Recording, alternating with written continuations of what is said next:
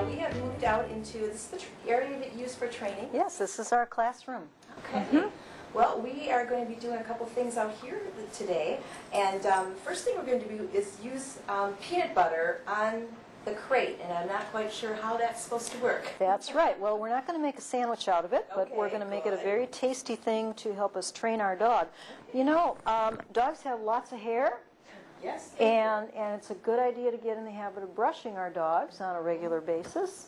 And some dogs don't handle that very well. You know, now there might be a number of reasons for that. One of the things that I find to be a problem is that we might not be using the type of brush that really feels good on the dog's skin. Some of the dog brushes can have pretty sharp wires on them, and you can imagine if you've ever nicked your scalp with a hairbrush or scratched it. Does that feel good? It's pretty painful. Okay, so the first thing we want to do when we brush our dogs is make sure that we have a brush that they're going to like.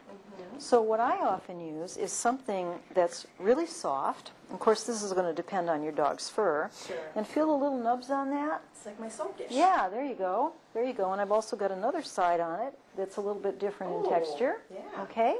So this can really help me massage a dog's skin very nicely. This is actually called a jelly scrubber because it feels kind of like jelly, and I can scrub with it. Okay?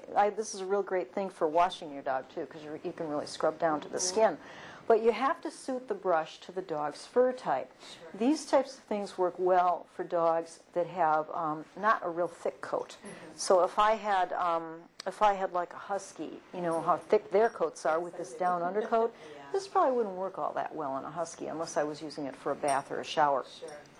But on a dog with a shorter coat, I can really do a nice job of brushing and massaging, and it feels pretty good to the dog. So the first thing is find a brush or grooming tool that your dog likes. And if you're not sure about that, check with your groomer. Check with a local groomer and just kind of go in there and say, here's the kind of dog I have, what kind of grooming tools would be the most appropriate for this dog. Or maybe even take your dog to a groomer and have them show you how to do it. And once you learn how to do it, then you can do it yourself. Yeah, that sounds like a great idea. Good. So a lot of dogs react kind of adversely to something on their skin that they're not familiar with. Come over here, Sand. What a good boy. Let's just see how Sand is going to react to this thing. Here. Yeah, and he's a little suspicious of it. Yep. You know, you see him licking his lips. Tail's down. The tail is down. Good for you recognizing that. And the mouth is closed, right? So he's not completely comfortable with this. I would like him to be a little bit more comfortable with it. And some dogs get so uncomfortable that they just go away. They don't want anything to do with it. So I've got a tool here that I think can help me out quite a lot, and that's peanut butter. Most dogs like peanut butter, Oh, they love peanut and butter. most people like it too. So after we train our dog, we'll have sandwiches. There we go. So I'm going to take my peanut butter, Sand, sit. We don't want you helping out too quickly here. And I'm going to spread my peanut butter on a surface that I can clean easily. So this might be your refrigerator, your stove, a crate is good. And I'm going to spread this at nose level because I'm probably going to want my dog standing while I do some brushing. All right, so I've got my brush ready to go here. Whoops, freebie.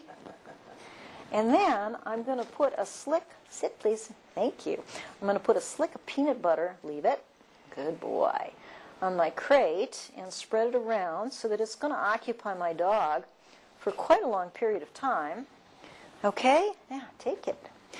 That's right. And while my dog is busy with the peanut butter, I can start doing some brushing. And if I start on the shoulder, most dogs don't object to being brushed on the shoulder. And I can go down to the chest. Most dogs like that quite a lot. And so as I'm brushing, the dog begins to associate the feel of the brushing and even eventually the sight of the brush with this wonderful peanut butter snack, this vertical sandwich, if you will. And I can keep the dog busy for a long enough period of time that I can get a lot of brushing in. And just before the dog finishes the peanut butter, I'm going to stop brushing. Okay?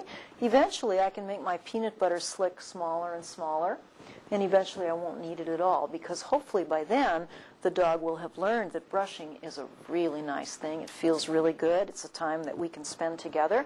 And so I don't need the inducement of peanut butter anymore to keep him quiet while I do this. And if he gets comfortable enough, he might even lie down, and then I can do a really good job all over his body.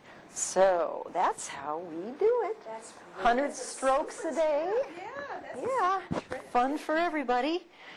And it especially for you. certainly keeps the dust bunnies under control. Yes, I know.